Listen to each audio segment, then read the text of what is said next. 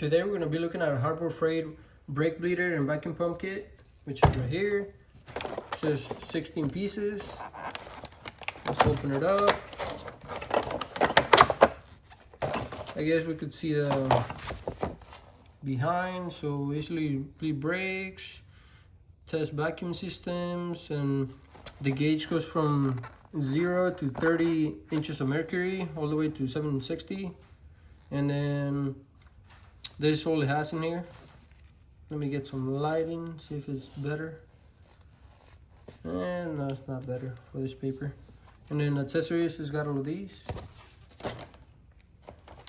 Let's look at the pump. So it's got something right here holding it, so it hasn't shut. Okay. Well, that's probably to hold it in place in here. I'll flip this over. So we got the pump.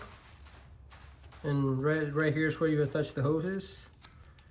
And that's how it works right there. Put my finger on it, now it's holding vacuum. Take it off, comes back, there you go. So that's how you can tell it's working. Make sure it holds vacuum. There you go, it is holding, so yeah. Some of the accessories in here. We have a couple hoses, we got 2 hoses. About the about the same size, yeah. So basically, if you're bleeding brakes, probably. Oh, we got more hoses over here. I would assume that if you're bleeding brakes, you probably go one here to your bleeder, to the caliper, and then this over here, right there. And this is seal. So basically, if I plug this up, we should get a vacuum. Yep.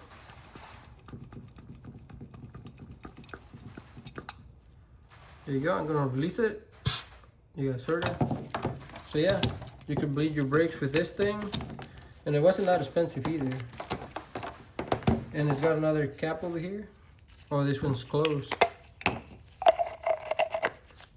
Probably to close your container down, and if you need to get rid of the fluid that you got in here, to close it and then take it to recycle whatever you need to do with that fluid. We do have some measurements in here. 20, 40, 60, 80, 100, and 120. Can't really tell on the letters, can't really read them. I think this side might be ounces. Let me turn some light on. Yeah, that's ounces, and it's 1, 2, 3, 4. I'll probably say 5 ounces.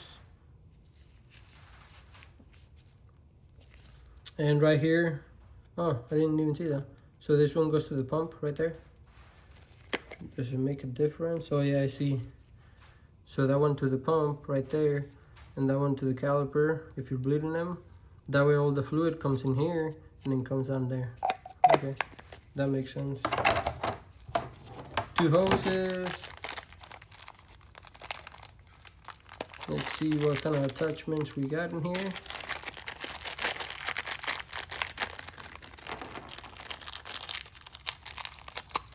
Okay, we got a kind of like a suction cup. Okay, that's kind of cool. So basically, I'm assuming this goes here, and then this goes here. It's got a hole right in the middle. Yeah, I can hear the air on there. And yep, it's holding.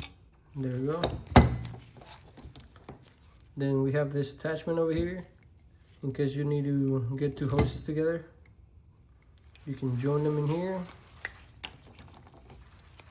Then we got this right here. This is probably more for vacuum testing, which most of the newer vehicles don't have anything with the works with vacuum.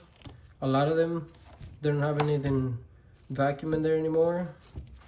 This is more for like the older vehicles. And then we got a T over here. We got an attachment over here, probably for bleeding brakes, I would say. For a caliper, we got a different over here.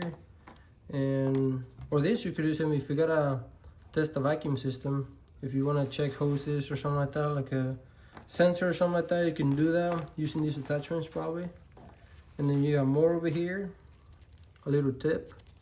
If you need to go in somewhere, you're gonna touch it there and then put it into there. And I do got one thing that we're gonna test over here that I know it is bad.